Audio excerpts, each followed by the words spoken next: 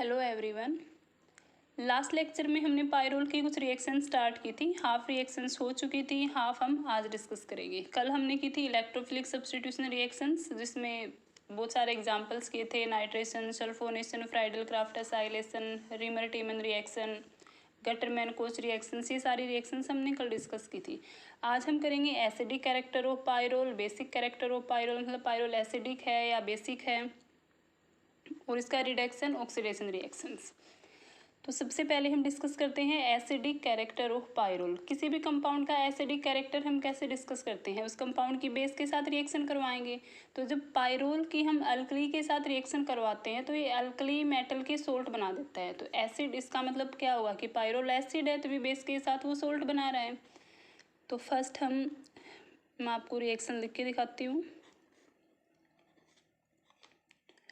Pyrrole की अगर हम किसी मेटल हाइड्रोक्साइड के साथ में या मतलब बेस के साथ हम रिएक्शन करवाते हैं, मैं यहाँ पर KOH ले लेती हूँ, पोटेशियम हाइड्रोक्साइड। कोई भी बेस आप ले सकते हो, या नाइट्रोजन के पास एक हाइड्रोजन भी है। तो ये जो हाइड्रोक्साइड ग्रुप है OH नेगेटिव, ये क्या करेगा, इस हाइड्रोजन को यहाँ से अब्जॉर्ब कर देगा और H2O बना देगा।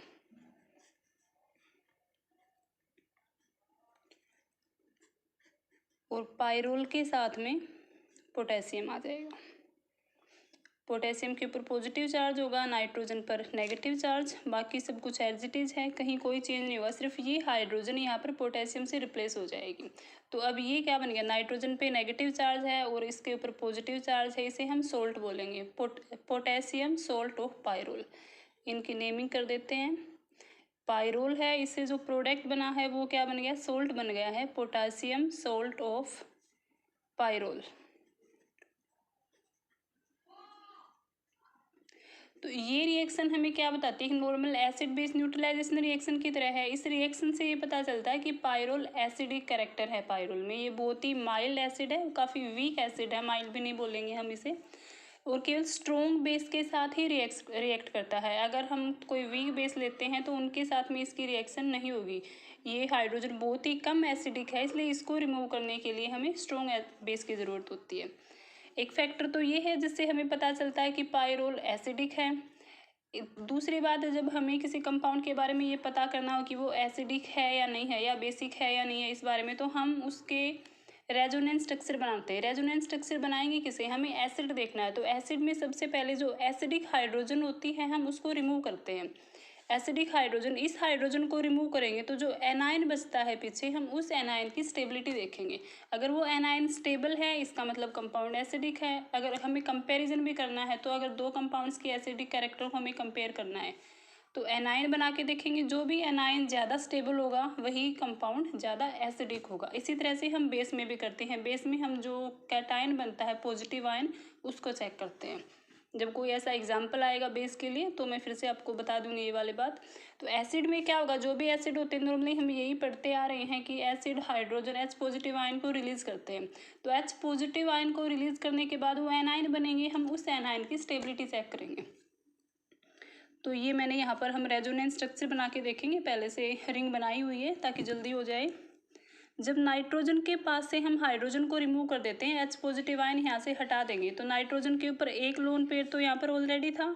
जब हाइड्रोजन का बॉन्ड यहाँ से ब्रेक हो जाएगा तो एक लोन पेयर और आ गया, इसके ऊपर नेगेटिव चार्ज है।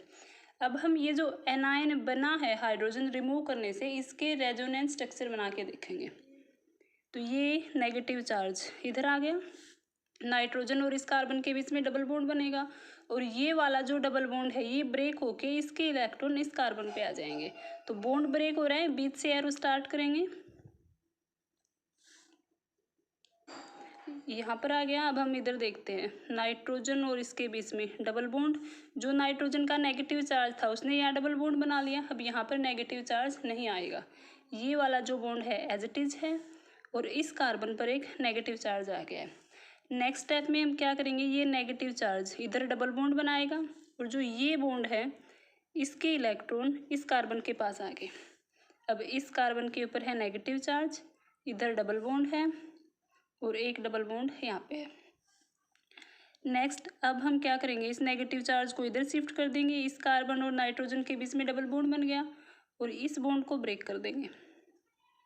इसके इलेक्ट्रॉन यहाँ पे शिफ्ट हो गए। तो इसके बाद ये वाला स्ट्रक्चर है, यहाँ नेगेटिव चार्ज है, एक डबल बॉन्ड यहाँ था जो एज इट इज़ है अभी भी, इस कार्बन और नाइट्रोजन के बीच में डबल बॉन्ड आ गया है। नेक्स्ट स्टेप में हम क्या करेंगे, ये नेगेटिव चार्ज बिल्कुल सेम है यहाँ पे शिफ्ट हो जाएगा और ये नेगेटिव चार्ज, ये वाला बॉन्ड ब्रेक होकर नेगेटिव चार्ज इधर आ गया। यहाँ नेगेटिव चार्ज है, एक डबल बॉन्ड इधर और ये डबल बॉन्ड यहाँ बन गया। अब फिर से अगर हम इसको रोटेट करते हैं तो ये डबल बॉन्ड यहाँ बनेगा और इसका नेगेटिव चार्ज नाइट्रोजन के ऊपर आ गया, बिल्कुल सेम ऐसा ही बन जाएगा। तो यहाँ पर बिल्कुल पायरोल की तरह ही बने हैं रेजोनेंस स्ट्रक्चर, लेकिन उसमें क्या था, एक हाइड्रोजन था, इस वजह से जो पॉजिटिव नेगेटिव चार्ज जो भी आ रहे थे उनकी पोजीशंस में डिफरेंट था। लेकिन 5 रेजोनेटिंग स्ट्रक्चर पायरोल में थे और 5 रेजोनेटिंग स्ट्रक्चर ही इस आयन में है। अब हमें ये देखना है कि यहाँ से एक बात, ये रेजोनेंस स्ट्रक्चर जो हमने बनाए हैं इनसे ये क्लियर होता है कि जो पायरोल का जो एनायन है, ये एनायन ज़्यादा रेजोनेंसली ज़्यादा स्टेबल है एज कम्पेयर टू पायरोल। इसका क्या रीज़न है, अगर इसमें जो 5 रेजोनेटिंग स्ट्रक्चर है सब में क्या है, 1 नेगेटिव चार्ज है, पांचों में एक नेगेटिव चार्ज है। लेकिन पायरोल के जो रेजोनेंस स्ट्रक्चर हमने बनाए थे, आप पीछे देख लेना अगर आपको फिर से देखना है, तो उसमें क्या था, सब कंपाउंड्स के ऊपर एक पॉजिटिव और एक नेगेटिव चार्ज दोनों ही प्रेजेंट थे। जब पायरोल के एक तो रेजोनेंस स्ट्रक्चर ये वाला ही था जिसके ऊपर कोई चार्ज सेपरेशन नहीं था। इसके बाद जो 4 रेजोनेंस स्ट्रक्चर बन रहे थे, चारों के ऊपर नेगेटिव और पॉजिटिव चार्ज अलग अलग थे। ये पॉइंट मैंने तब बताया भी था कि चार्ज सेपरेशन हो रहा है। और ऐसे रेजोनेंस स्ट्रक्चर लीस्ट स्टेबल होते हैं जिसमें एक ही कंपाउंड में पॉजिटिव और नेगेटिव चार्ज दोनों प्रेजेंट हो। यहाँ पर इन पांचों में से कोई भी ऐसा कंपाउंड नहीं है जिसमें नेगेटिव और पॉजिटिव दोनों ही चार्ज प्रेजेंट हो, इसलिए यहाँ पर चार्ज सेपरेशन नहीं है। तो पायरोल एनायन जो बना है इसके रेजोनेंस स्ट्रक्चर ज़्यादा स्टेबल है एज कम्पेयर टू पायरोल। ये भी एक रीजन है कि पायरोल एसिडिक होता है। ठीक है, तो 2 पॉइंट्स हैं जो एसिडिटी को हम क्लियर करेंगे। एक बेस के साथ रिएक्शन करवा के देखते हैं, सोल्ट बनता है, और दूसरे हम इसके जो एनायन है इसके रेजोनेंस स्ट्रक्चर बना के देखेंगे। सेकंड पॉइंट है बेसिक कैरेक्टर, कि क्या पायरोल बेसिक है। हम एसिडिक तो बता चुके हैं, लेकिन फिर भी चलो इसमें अमीन है तो ये बेसिक है या नहीं है, तो क्यों नहीं है, ये सब देखेंगे। बेस क्या होता है, अगर किसी भी एटम के पास लोन पेयर होता है तो वो अपना लोन पेयर इजीली किसी भी इलेक्ट्रॉन डेफिशिएंट स्पीसीज को दे देता है। हम इसी को बोलते हैं कि बेस है, कि ये बेस है, इसने अपना लोन पेयर दे दिया।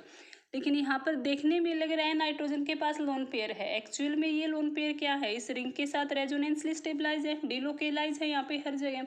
तो ये लोन पेयर ऑफ इलेक्ट्रॉन जो नाइट्रोजन के पास दिख रहा है इजीली अवेलेबल नहीं है, ये फ्री है ही नहीं। इजीली अवेलेबल क्या, ये अवेलेबल ही नहीं है। हम ऐसे बोलेंगे इसे कि ये लोन पेयर इधर डिलोकेलाइज्ड है, फ्री नहीं है, इसलिए किसी भी इलेक्ट्रॉन डेफिशिएंट स्पीसीज को नहीं दे सकते यहाँ से। इसलिए इसमें देखने से लग रहा है कि हो सकता है ये बेस हो, लेकिन एक्चुअल में ये कंपाउंड बेस नहीं है, बेसिक नेचर नहीं होगा इसका। नेक्स्ट अब हम कुछ रिएक्शंस करेंगे। फर्स्ट है रिडक्शन रिएक्शन, पायरोल का रिडक्शन करवाएंगे, उसके बाद ऑक्सीडेशन रिएक्शन करेंगे, 1-2 रिएक्शंस और भी हैं। तो इसका रिडक्शन हम 2 टाइप से करेंगे। पहले हम एक जो रिड्यूसिंग रिएजेंट लेंगे वो जिंक और एसिटिक एसिड लेंगे, दूसरा hydrogen in the presence of platinum लेंगे।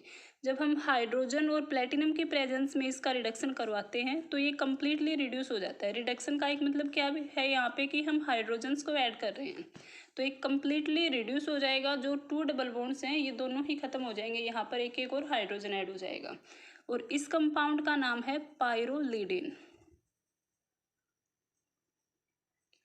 पायरोलिडिन ये स्ट्रॉन्ग रिड्यूसिंग एजेंट है, इसलिए इसको कम्प्लीटली रिड्यूस कर देता है। नेक्स्ट है जिंक और एसिटिक एसिड के प्रेजेंस में, इसकी प्रेजेंस में ये कम्प्लीटली रिड्यूस नहीं होता है, पार्शियली रिडक्शन होता है पायरोल का, और जो एक डबल बॉन्ड है वो यहाँ शिफ्ट हो जाएगा। मैकेनिज्म हम इनका करेंगे नहीं, जो यहाँ पर दोनों डबल बॉन्ड थे इनकी जगह एक डबल बॉन्ड यहाँ आ जाएगा, मतलब एक हाइड्रोजन यहाँ ऐड हो गया और एक हाइड्रोजन इधर ऐड हो जाएगा, और इस कंपाउंड का नाम है 3-पायरोलिन। हम नाइट्रोजन से नंबरिंग स्टार्ट करते हैं, 1 2 3 4। थर्ड कार्बन के ऊपर डबल बॉन्ड है इसलिए इसको बोलते हैं 3-पायरोलिन। तो पायरोल के जब हम पायरोल का रिडक्शन करवाते हैं, पार्शियली रिडक्शन होता है तो 3-पायरोलिन बनता है, और इसका फुली रिडक्शन होता है तो पायरोलिडीन बनता है। नेक्स्ट रिएक्शन हम करेंगे इसका ऑक्सीडेशन। तो पाइरोल का ऑक्सीडेशन हम करवाएंगे क्रोमियम ऑक्साइड और एसिटिक एसिड की प्रेजेंस में। और जब हम इसका ऑक्सीडेशन करवाते हैं तो यहाँ पर जो सेकंड और फिफ्थ कार्बन है इन दोनों जगह पर ऑक्सीजन ऐड हो जाएगी, डबल बॉन्डेड ऑक्सीजन, और यहाँ पर डबल बॉन्ड आ जाएगा। और इस कंपाउंड का नाम होगा मैलिक मैलिक इमाइड। जब पाइरोल का हम ऑक्सीडेशन करवाते हैं तो मैलिक इमाइड बनता है। अब ये मैलिक इमाइड तो चलो NH बॉन्ड जहाँ भी होता है हम उसे इमाइड या अमाइड बोलते हैं इस टाइप से। मैलिक क्या होता है पहले मैं आपको मैलिक एसिड बताती हूँ।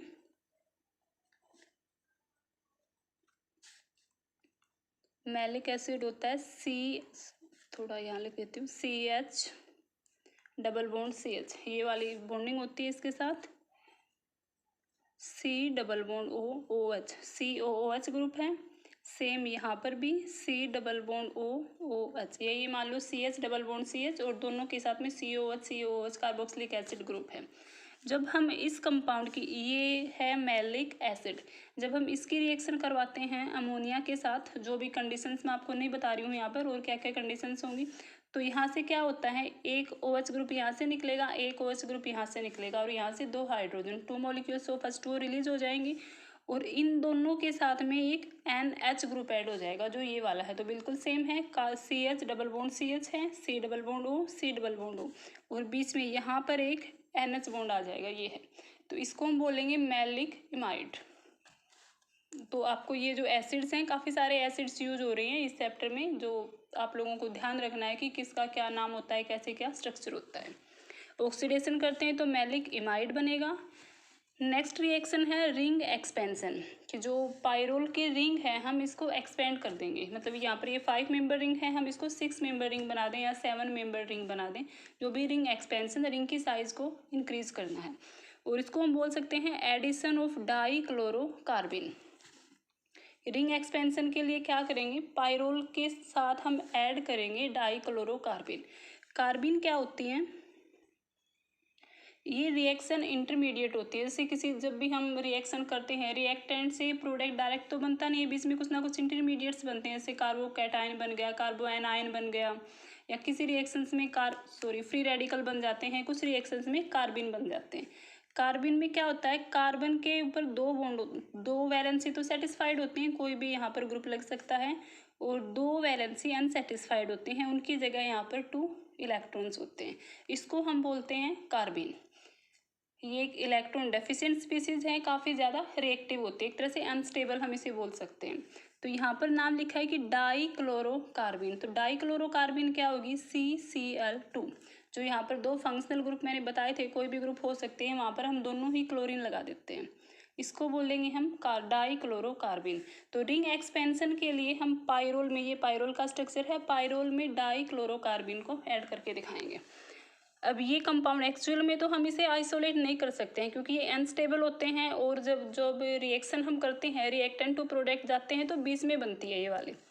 तो इसके लिए हम लेके चलेंगे, मतलब ये हमें किससे मिलेगी, ये बनती है क्लोरोफॉर्म से। चलो अब रिएक्शन करते हैं। पाइरोल, इसकी हम रिएक्शन अगर करवाते हैं CHCl3 से, क्लोरोफॉर्म, तो एक बार मैं आपको डायरेक्ट प्रोडक्ट बता देती हूँ क्या आएगा, उसके बाद ये कैसे कार्बिन बनती है, कैसे इसके साथ अटैक होता है, ये चीज़ बताऊंगी।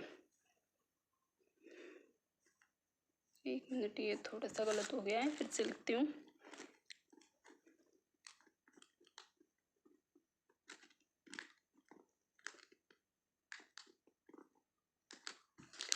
पाइरोल की रिएक्शन जब हम क्लोरोफॉर्म के साथ करवाते हैं तो ये 3 क्लोरोपिरिडिन बन जाता है। 5 मेंबर रिंग को पाइरोल बोलते हैं और 6 मेंबर रिंग जिसमें नाइट्रोजन होती है ऐड, इसको हम बोलते हैं पिरिडिन। और फर्स्ट नंबरिंग नाइट्रोजन को देंगे 2 3, थर्ड कार्बन के ऊपर क्लोरीन ग्रुप, मतलब ये एक कार्बन ऐड हो गया, यहाँ पे तो टोटल 4 कार्बन थे, यहाँ पे 5 कार्बन हैं, तो एक कार्बन ये वाला ऐड हो गया और इसके साथ एक क्लोरीन भी रह गया है, तो 3 क्लोरोपिरिडिन। नाम लिख लेना इसका अच्छे से, अब ये रिएक्शन होती कैसे, एक्चुअली में मैकेनिज्म तो नहीं है, बस थोड़ा सा स्टेप बता देती हूँ मैं कैसे होगी।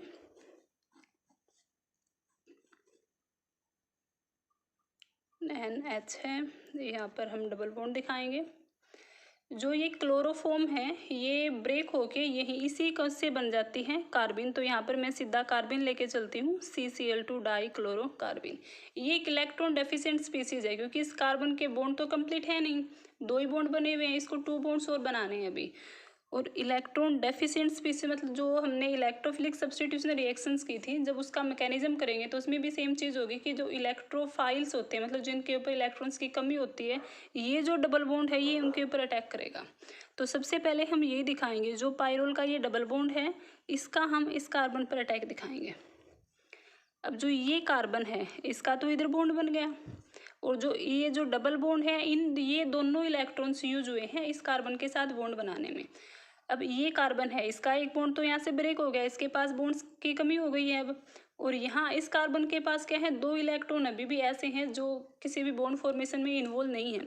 तो ये जो लोन पेयर है ये बॉन्ड बना देगा इस कार्बन के साथ। एक बार फिर से बता रही हूँ, जो ये डबल बॉन्ड है ये डबल बॉन्ड ब्रेक होके इस कार्बन के पास गया और ये कार्बन यहाँ बॉन्ड बनाएगा। अब इस कार्बन के पास ये जो 2 अनपेड इलेक्ट्रॉन्स हैं ये इधर शिफ्ट हो जाएंगे, इन दोनों के बीच में बॉन्ड बनेगा। तो यहाँ से ये बन गई एक 3 मेंबर्ड साइकिल। चेंज क्या हुआ इसमें, ये पायरोल है, ये वाला बॉन्ड एज इट इज है, इन दोनों के बीच में जो डबल बॉन्ड था ये ब्रेक हो गया है। इस कार्बन की बॉन्डिंग इधर हुई है, कार्बन और सेम ये वाला कार्बन है इधर भी अटैच हो गया, ये एक 3 मेंबर रिंग बन गई है और इसके पास क्या है, 2 क्लोरीन है। अब देखो इसमें क्या होगा, नाइट्रोजन के पास इधर लोन पेयर भी है, ये लोन पेयर इधर शिफ्ट होगा, ये लोन पेयर इधर शिफ्ट हो गया, और जो ये वाला बॉन्ड है ये बॉन्ड ब्रेक होके इधर आएगा।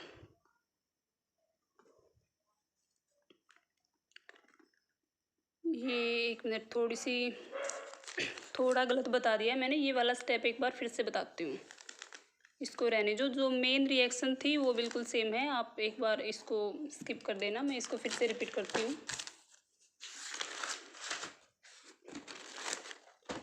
यहाँ देख लो, एक बार फिर से बताती हूँ, रिंग एक्सपेंशन।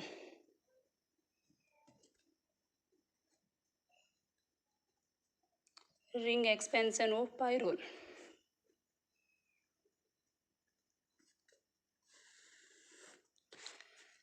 पायरोल लेंगे, जब रिंग एक्सपेंशन करते हैं मेन रिएक्शन आप वहीं से देख लेना कि पायरोल की हम क्लोरोफॉर्म के साथ रिएक्शन करवाते हैं तो पिरिडीन बन जाता है, 5 मेंबर रिंग से 6 मेंबर रिंग में कन्वर्ट हो गया।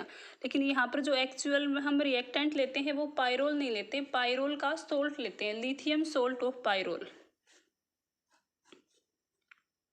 हाइड्रोजन की जगह यहाँ पर हम लिथियम लेंगे, लिथियम के पास पॉजिटिव चार्ज होगा और इसके पास नेगेटिव, जैसे हमने पोटेशियम सॉल्ट बनाया था पायरोल का KOH के साथ रिएक्शन करवा के, वैसे ही लिथियम सोल्ट भी बना सकते हैं लिथियम हाइड्रोक्साइड के साथ रिएक्शन करवा के।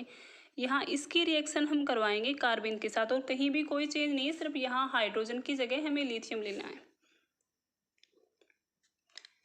और ये सोल्ट इसी वजह से लिया ताकि ये कंपाउंड और ज़्यादा रिएक्टिव हो जाए और इस डाइक्लोरोकार्बिन के साथ इजीली रिएक्ट करे। अब हम सेम बिल्कुल वही स्टेप दिखाएंगे कि ये जो डबल बॉन्ड है इस कार्बन के साथ रिएक्ट करेगा और जो लोन पेयर है इस कार्बन के साथ ये इधर बॉन्ड बनाएगा।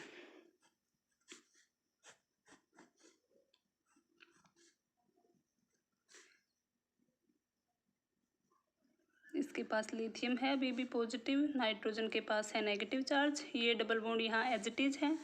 जो ये वाला कार्बन है इसका बॉन्ड इस कार्बन के साथ बन गया और ये कार्बन इधर भी अटैच हो गया,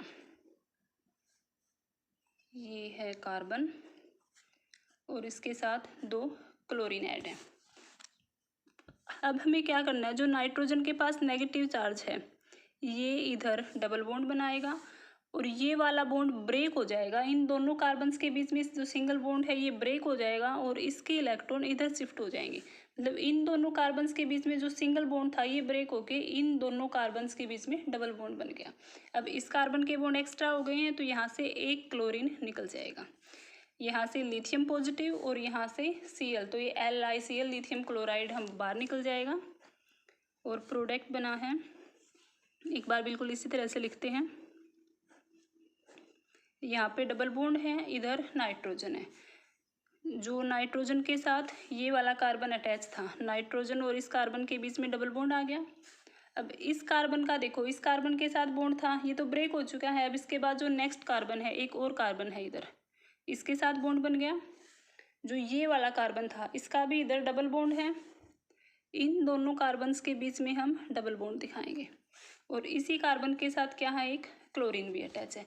अब देखो ये कितनी मेंबर रिंग होगी, 1 2 3 4 5 6 मेंबर रिंग है। अब इसको हम अच्छे से लिखते हैं।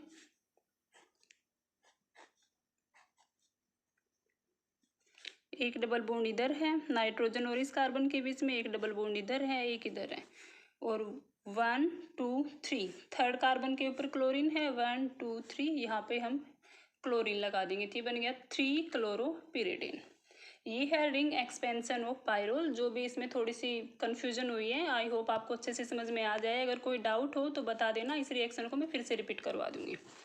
अब हम वहीं चलते हैं पीछे, जो हमारी रिएक्शंस थी।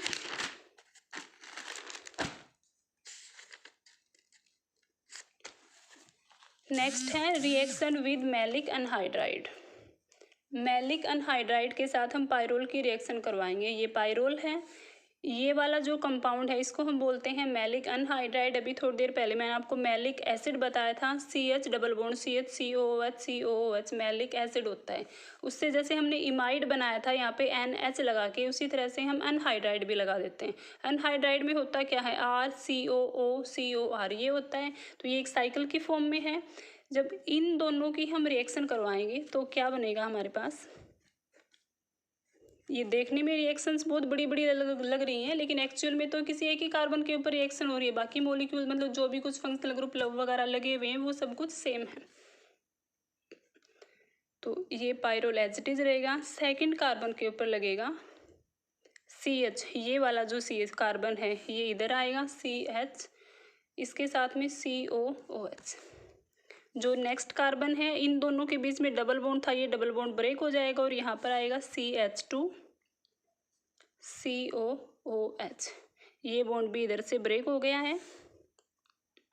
तो पायरोल के साथ में लग गया CH COOH CH2 COOH, ये वाला ग्रुप लग गया है। नेक्स्ट है रिंग क्लीवेज। जैसे हमने रिंग एक्सपेंशन की थी, रिंग की साइज बढ़ाई थी, अब है रिंग क्लीवेज। हम इस रिंग को ब्रेक करेंगे और ब्रेक करने के बाद क्या कंपाउंड बनेगा, क्या प्रोडक्ट बनेगा वो देखेंगे। जब पायरोल की हम रिएक्शन करवाते हैं हाइड्रोक्सिल अमीन के साथ, हाइड्रोक्सिल अमीन हाइड्रोक्लोराइड, इस कंपाउंड को हम एक साथ बोलते हैं हाइड्रोक्सिल अमीन हाइड्रोक्लोराइड। सिर्फ ये होता है हाइड्रोक्सिल अमीन। कई बार हम कंफ्यूज हो जाते हैं अमोनियम हाइड्रोक्साइड और हाइड्रोक्सिल अमीन में। अमोनियम हाइड्रोक्साइड होता है NH4OH और जब NH2OH होता है इसे हम हाइड्रोक्सिल अमीन बोलते हैं। जब पायरोल की इनके साथ हम रिएक्शन करवाते हैं तो बनता है, एक मिनट, जो ये दोनों कार्बन्स थे एज इट इज ये हमने यहाँ पे लिखे हैं।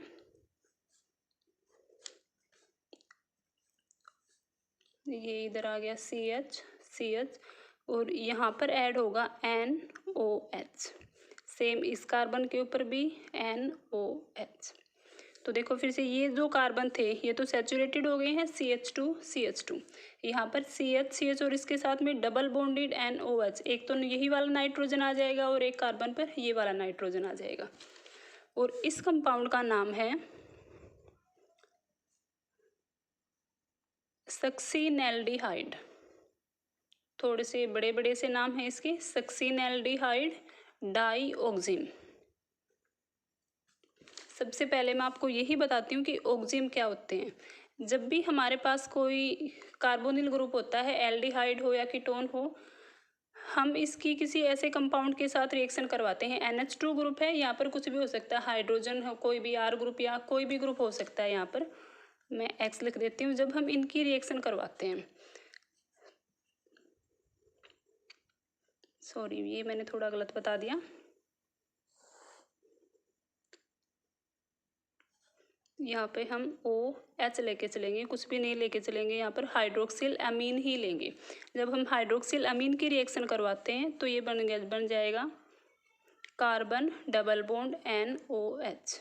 ये दोनों हाइड्रोजन और यहाँ से ऑक्सीजन H2O रिलीज हो जाएगा और इस कंपाउंड को हम बोलते हैं ऑक्जिम। यहाँ पर ऐसे 2 ग्रुप लगे हुए हैं, CH डबल बॉन्ड NOH, यहाँ पर भी NOH है, तो डाई ऑक्जिम। अब ये सक्सिन एल्डिहाइड क्या है, जब एल्डिहाइड से हम बनाते हैं ऑक्जिम तो उसके साथ में हम एल्डिहाइड वर्ड भी लिख देते हैं साथ में, एल्डिहाइड ऑक्जिम। और यहाँ से देखो एक कंपाउंड होता है सक्सेनिक एसिड, जिसका स्ट्रक्चर होता है CH2 और इन दोनों कार्बन्स के ऊपर कार्बोक्सिलिक एसिड। इस कंपाउंड को बोलते हैं सक्सेनिक एसिड। अगर इस कार्बोक्सिलिक एसिड की जगह पे हम एल्डिहाइड ग्रुप लगा देते हैं तो इसे हम बोलेंगे सक्सनी एल्डिहाइड या सक्सिन एल्डिहाइड। शॉर्ट फॉर्म में यहाँ पे लिखा है सक्सिन एल्डिहाइड। और जब इसका हम जो एल्डिहाइड फॉर्म होती है उसी से ऑक्जिम बनाते हैं।